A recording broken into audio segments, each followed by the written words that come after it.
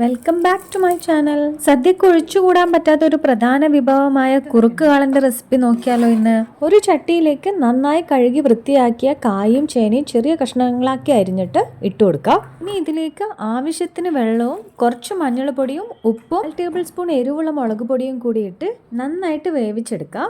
കറിവേപ്പിലയും കൂടി ഒന്ന് ഇട്ട് ഇളക്കി കഷ്ണങ്ങൾ അധികം ഉടഞ്ഞു പോകാതെ നല്ല രീതിയിൽ വെന്തെടുക്കണം. ഇതിന്റെ അരപ്പ് തയ്യാറാക്കാനായിട്ട് ഒരു ജാറിലേക്ക് 2 പിടി തേങ്ങയും 2 പച്ചമുളകും ജീരകവും കുറച്ച് കുരുമുളകും കൂടി ഇട്ട് ആവശ്യത്തിന് വെള്ളം ഒഴിച്ച് ഒന്ന് നല്ല പേസ്റ്റ് പോലെ അരച്ചെടുക്കുക. ആയിട്ട് ഈ ഒരു കൺസിസ്റ്റൻസിയിൽ വേണം അരച്ചെടുക്കാൻ. ചേനയും നന്നായിട്ട് വെന്ത് വന്നിട്ടുണ്ട്. ഇനി അതിലേക്ക് ഈ അരപ്പും കുറച്ച് വെള്ളവും കൂടി ഒഴിച്ച് ഇത് നന്നായി ഇളക്കി യോജിപ്പിച്ച ശേഷം ചെറിയ തീയിൽ കുറച്ച് സമയം വേവിക്കാം.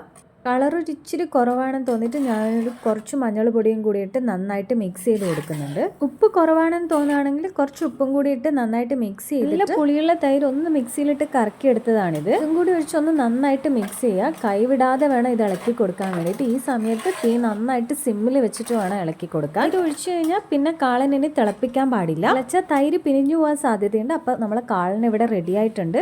അവസാനമായിട്ട് കാളനിലേക്ക് നമുക്ക് താളിപ്പ് തയ്യാറാക്കാം. അതിന് വേണ്ടിയിട്ട് ഒരു പാനിൽ കുറച്ച് വെളിച്ചെണ്ണ ഒഴിച്ച് വറ്റൽമുളകും കറിവേപ്പിലയും ഇട്ട് പൊട്ടിക്കഴിഞ്ഞാൽ നമുക്കത് കാളനിലേക്ക് ഒഴിച്ചു കൊടുക്കാം. നമ്മുടെ നല്ല കട്ടിയുള്ള കുറുക്ക് കാളൻ ഇവിടെ റെഡി ആയിട്ടുണ്ട്. സദ്യക്ക് തീർച്ചയായും ഒന്ന് ട്രൈ ചെയ്ത് നോക്കാൻ പറ്റുന്ന നല്ലൊരു റെസിപ്പിയാണിത്. നിങ്ങളുടെ വീട്ടിൽ ഉണ്ടാക്കി നോക്കിയിട്ട് എങ്ങനെയുണ്ടെന്ന് കമൻറ്റ് ചെയ്യാൻ മറക്കല്ലേ. അപ്പോൾ താങ്ക്സ് ഫോർ വാച്ചിങ്.